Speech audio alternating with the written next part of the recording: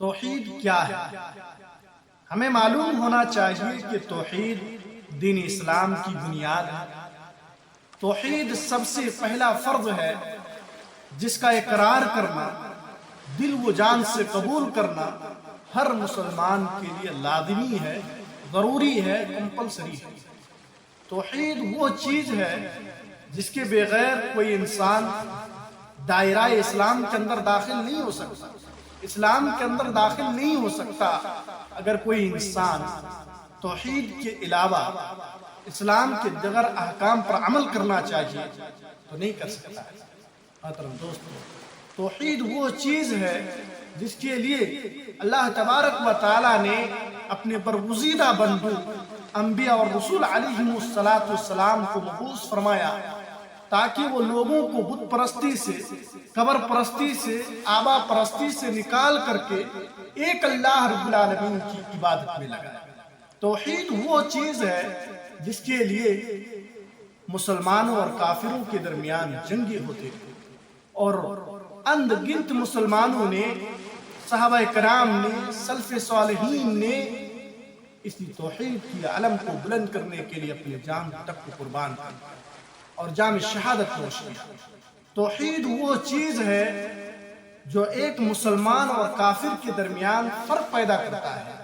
توحید وہ چیز ہے اگر اس سے قبول کر لیا جائے، اس کے تقاضوں کو پورا کر لیا جائے تو اللہ تبارک و تعالیٰ نے اس پر جنت کا وعدہ کیا۔ اگر اسے قبول نہ کیا جائے، اس کے تقاضوں کو پورا نہ کیا جائے تو اللہ تبارک و تعالیٰ نے اس پر جہنم کی وعید سنائی ہے۔ محترم دوستو، توحید انسانی زندگی کے لیے بہت اہم ہے۔ تو محترم دوستو، آئیے جاننے کی کوشش کرتے ہیں کہ جب توحید انسانی زندگی کے لیے اس قدر اہم ہے تو آئیے جاننے کی کوشش کرتے ہیں کہ توحید کسے کہتے ہیں، توحید کی تعریف کیا ہے۔ توحید کی تعریف بیان کرتے ہوئے امام محمد بن عبد الوہاب رحمۃ اللہ علیہ بیان کرتے ہیں کہ التوحید ہوا افراد اللہ سبحانہ وتعالی بالعبادہ، یعنی توحید اکیلے اللہ رب العالمین کی عبادت کرنے کا نام توحید ہے۔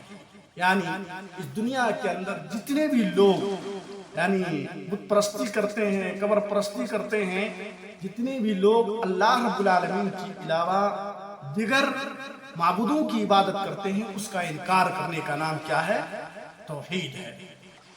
سامعین اکرام، آج کل ہم لوگ پڑھتے ہیں جو دخول اسلام کے لیے ضروری ہے، لا الہ الا اللہ۔ آئیے اس کا مفہوم کیا ہے؟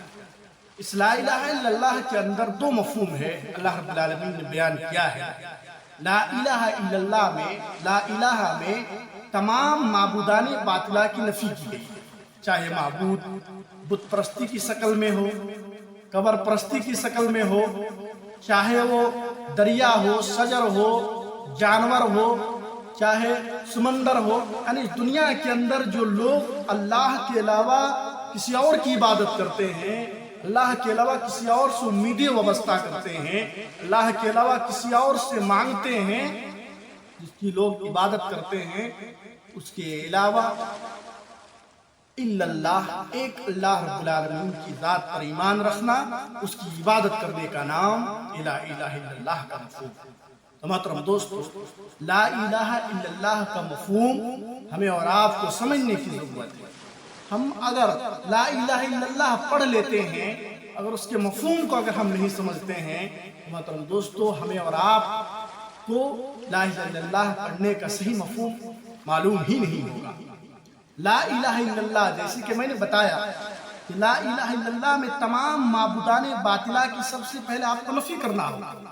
یعنی انسان اگر کسی سے مدد طلب کرتے ہیں اللہ کے علاوہ، اگر انسان کسی سے اگر دکھ درد کی شکایت کسی اور سے کرتے ہیں، رزق کسی اور سے تلاش کرتے ہیں، حاجت روا مشکل کشا اگر کسی اور کو سمجھتے ہیں، محترم دوستو، یہ توحید کا مفہوم نہیں ہے، لا الہ الا اللہ کا مفہوم نہیں ہے۔ لا الہ الا اللہ کا مفہوم تمام معبودان باطلہ کی نفی کر کے ایک اللہ رب العالمین کی ذات پر ایمان لانے کا نام لا الہ الا اللہ کا مفہوم ہے، یہ توحید کا مفہوم ہے۔ محترم دوستو، اللہ تبارک و تعالیٰ نے قرآن کریم کے اندر ارشاد فرمایا الہکم الہ واحد لا الہ الا هو الرحمن الرحیم۔ اللہ تعالیٰ نے کہا ہے کہ تمہارا معبود ایک ہی معبود ہے، اس کے علاوہ کوئی تمہارا معبود برحق نہیں، اور وہ کیا ہے؟ رحمان الرحیم ہے۔ محترم دوستو، ان تمام باتوں سے ہمیں اور آپ کو یہ پتہ چلا کہ توحید کی تعریف کیا ہے، توحید کسے کہتے ہیں۔ دوستو، ہماری زندگی میں توحید کا ہونا، توحید کا مفہوم کو جاننا بہت ضروری ہے۔ اسلام کی بنیاد 5 چیزوں پر قائم ہے، ان میں سے سب سے پہلی چیز کیا ہے؟ یہ توحید کا اقرار کرنا ہے۔ ایک انسان اگر اسلام کے اندر داخل ہونا چاہے تو سب سے پہلے اس کو توحید کا مفہوم سمجھنا پڑے گا، اس کے بعد جو توحید کے 4 ارکان ہے اس پر اس وقت عمل کرنا واجب ہوتا ہے۔ محترم دوستو، ہمیں اور آپ کو توحید کی مفہوم کو سمجھنے کی ضرورت ہے۔